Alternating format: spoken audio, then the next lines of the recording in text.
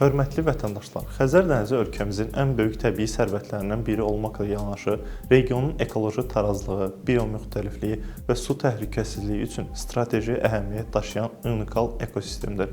Son illərdə dənizin ekoloji vəziyyətində müşahidə olunan dəyişikliklər ciddi narahatlıq doğurur və bu məsələyə xüsusi diqqət yetirilməsini zəruri edir. Əvvəla qeyd etmək istərdik ki, Xəzər dənizində su səviyyəsinin davamlı şəkildə azalması ekosistemin dayanıqlığına ciddi təsir göstərir. İqlim dəyişmələri, çay axınlarının zəifləməsi və antropogen təsirlər nəticəsində sahilyanı ərazilərin strukturunda dəyişiklik baş verir. Su bioresurslarının çoxalma zonaları daralır. Dənizdə müşahidə olunan digər ciddi problem çirklənmə ilə bağlıdır.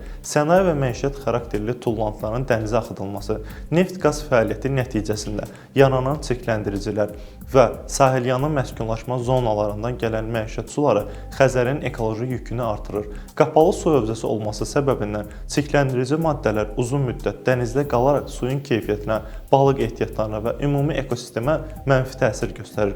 Bundan əlavə sahilyanı zonalarda aparılan tikinti, torpaq doluqları və antropogen təsirlər də ekosistemin təbii bərpa mexanizmlərini zəiflədir. Bu kimi fəaliyyətlər dənizin hidroloji rejiminin dəyişməsinə, sahil boyunca təbii yaşayış mühitinin məhdudlaşmasına gətirib çıxarır. Hörmətli izləyicilər, suların istifadəsinə və mühafizəsinə Dövlət Nəzarət Xidməti olaraq Xəzər dənizinin mühafizəsi, çirklənməyə qarşı nəzarətin gücləndirilməsi, su obyektlərində ekoloji monitorinqin genişləndirilməsi və ictimaiyyətin maarifləndirilməsi istiqamətində fəaliyyətimizi davam etdiririk.